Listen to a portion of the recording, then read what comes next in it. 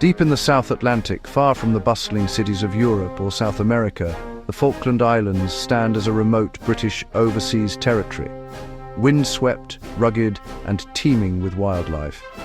Here, the wild beauty of the landscape is matched only by the resilience of those who call these islands home. Despite their distance from the British mainland, these islands feel unmistakably British, with iconic red postboxes, familiar English accents, and a community rooted in resilience and tradition. The sense of belonging is strong, and the culture is a unique blend of British heritage and island spirit. The capital, Stanley, resembles a British village, with its colourful houses and tidy streets. Yet, life here is shaped by the harsh climate, fierce winds, and the isolation that comes from being thousands of miles from the nearest continent. Every day, residents adapt to the challenges of remote island living. Islanders thrive on fishing, tourism, and sheep farming, forging a tight-knit, self-sufficient society. The economy is small but robust, and everyone plays a part in supporting the community, whether through traditional industries or welcoming visitors from around the world. Their story is not just about territory, but about a people's enduring right to choose their own future. The sense of identity here is powerful, and the islanders' connection to their land and heritage runs deep. To understand this bond, we must look back through centuries of explorers, settlers, and conflict. The island's history is rich and complex, shaped by the ambitions of empires and the dreams of those who settled here. We'll trace the first European sightings, the establishment of settlements, and the disputes that shaped the island's fate. Each chapter reveals new layers of the Falklands' unique story. This is a human story of discovery, endurance, and belonging. Generations have built their lives here, forging a community that stands strong against the elements and the tides of history. How did these distant islands become an inseparable part of the British family? What makes the Falklands so important to those who live here and to the nation they are part of? Let's begin at the very start and uncover the remarkable journey of the Falkland Islands. Our journey starts in 1592, during the Age of Discovery. Captain John Davis, seeking the Northwest Passage, was blown off course into the South Atlantic. On August 14th, Davis and his crew sighted unknown islands, later known as the Falklands. Though battered and unable to land, Davis recorded the sighting, marking the islands on English charts. This accidental discovery planted the first seed of a British connection. In an era of fierce rivalry with Spain, such sightings mattered. Davis's log became the foundation for Britain's later claim. The islands were now on the map, an outpost waiting for its story to unfold. The English had glimpsed a new land, and history had quietly shifted. The stage was set for future conflict and settlement. The Falklands' British story had begun. For more than a century and a half after the voyage of John Davis, the Falkland Islands remained untouched by permanent human settlement. Windswept and remote, these islands were left to the wild, their rocky shores and grassy plains shaped only by the elements and the passing of migratory birds. But in the 1760s, the world was changing. Britain, seeking to expand its influence and secure vital naval routes, turned its attention to the South Atlantic. The island's location made them a perfect outpost for ships navigating the treacherous waters around Cape Horn. In 1765, Commodore John Byron arrived and formally claimed the islands for Britain. He established Port Egmont, raising the Union Jack in a symbolic act that marked the beginning of British presence in the Falklands. This was Britain's first official settlement in the Falklands, a small but determined foothold on these distant shores. Life for the settlers was harsh and isolated. Battling fierce winds and unpredictable weather, they mapped the coastline, built shelters, and provided crucial support for British ships rounding the southern tip of South America. Meanwhile, the islands drew the attention of other European powers.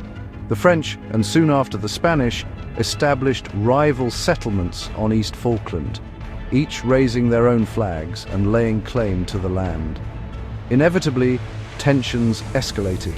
When British and Spanish garrisons discovered each other in 1770, a dramatic standoff ensued, bringing the two empires to the brink of war over these remote islands. Though Britain briefly withdrew under pressure, they left behind a brass plaque asserting their sovereignty, a silent but powerful promise that they would one day return. The island's strategic value was undeniable, and the British claim, though challenged, endured through the years. Port Egmont's legacy was more than just a collection of buildings. It was a bold statement of intent, a declaration that echoed across the Atlantic. Here, on these windswept islands, the seeds of future conflict and a unique identity were sown as rival powers vied for control. The Falklands, once overlooked, were now firmly on the world stage, their fate intertwined with the ambitions of empires. The struggle for control had only just begun, setting the stage for centuries of rivalry and resilience. And after Britain's withdrawal from the windswept Falkland Islands, the land was left eerily silent, its settlements abandoned, and its future uncertain. Spain's brief rule ended in 1811, leaving the islands deserted and exposed to the elements. For years, the only witnesses to the island's isolation were the crashing waves and wandering seabirds. In the 1820s, Argentina's predecessor, the United Provinces of the Rio de la Plata, saw an opportunity to claim the remote archipelago and expand its influence. Eager to fill the void left by Spain, they sent expeditions across the South Atlantic, hoping to establish a foothold on the island's rugged shores. Merchant Luis Vernet, a man of ambition and vision, led settlers to exploit the island's rich resources, seals, cattle, and fish, hoping to build a thriving outpost. But Vernet's authority was weak, challenged by the harsh environment and the lawlessness of the distant frontier.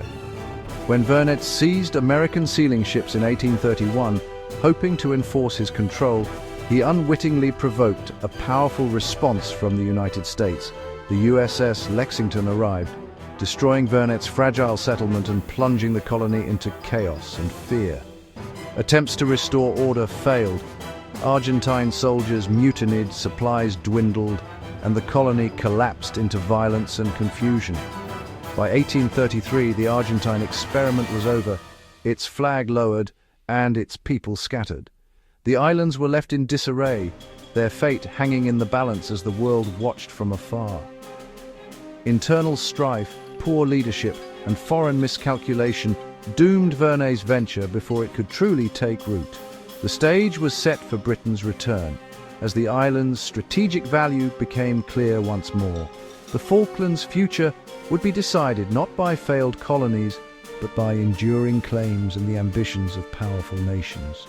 The islands awaited a new chapter, their wind-swept shores holding secrets of the past and hopes for the future.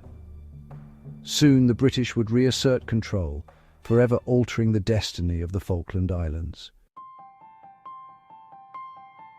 With the Argentine settlement in ruins, Britain acted. In January 1833, HMS Clio arrived at Port Soledad, peacefully reasserting British sovereignty. The Union Jack was raised once more, marking the start of continuous British administration. A handful of settlers remained, but the islands were now firmly British. Governance was established, and new settlers arrived, building a society rooted in British law and custom. Sheep farming transformed the economy, and Stanley became the capital in 1845. The population grew, forging a distinct British identity. The 1833 return secured the island's future. The Falklands' British character was now unshakable. Decades of peace ended in 1914 when the First World War reached the Falklands. Germany's East Asia Squadron, led by Admiral von Spee, aimed to destroy Stanley's coaling station. Unbeknownst to them, a powerful British fleet had just arrived. On December 8th, the two forces clashed. Outgunned, the Germans tried to flee, but the British battle cruisers gave chase. One by one, the German ships were destroyed. Von Spee and most of his men perished. The battle was a decisive British victory, ending Germany's naval threat in the South Atlantic. The Falklands' strategic value was proven once again. The island's place in British naval history was secured. In 1982, Argentina invaded the Falklands, seeking to claim the islands by force. The small British garrison resisted, but was overwhelmed. Britain responded with a massive naval task force, determined to liberate the islands. After fierce battles across East Falkland, British troops recaptured Stanley on June 14th. The Union Jack flew again. The islanders' freedom was restored. The war cost hundreds of lives, but for the islanders it was a moment of profound relief. The conflict cemented the bond between Britain and the Falklands. The principle of self-determination was defended in blood. The islanders greeted their liberators with joy. The war's legacy endures in the island's identity. After 1982, the Falklands flourished, but Argentina's claim persisted. To settle the issue, the islanders held a 2013 referendum on their political status. The question, remain a British overseas territory? The result was overwhelming. 99.8% voted yes. Only 3 voted no, out of over 1,500. The turnout was over 92%, monitored internationally. The message was clear. The islanders wished to remain British. This was not London's decision, but the people's. The referendum was a landmark for self-determination. The islanders' roots run deep, their identity clear. The world had its answer, directly from the Falklands. Today, the Falkland Islands are prosperous, but the sovereignty dispute lingers. Argentina still claims the islands, ignoring the 2013 referendum. Islanders face political pressure, but remain resolute in their British identity. This identity is seen in daily life, law and tradition, defended at great cost in 1982. Britain's commitment to the islands is unwavering, both militarily and morally. The right to self-determination is at the heart of the issue. The islanders have chosen time and again to be British. They look to the future with optimism, building a sustainable, self-governing democracy. Their story is one of resilience and freedom. The Falklands' legacy is secure, shaped by choice, not conquest.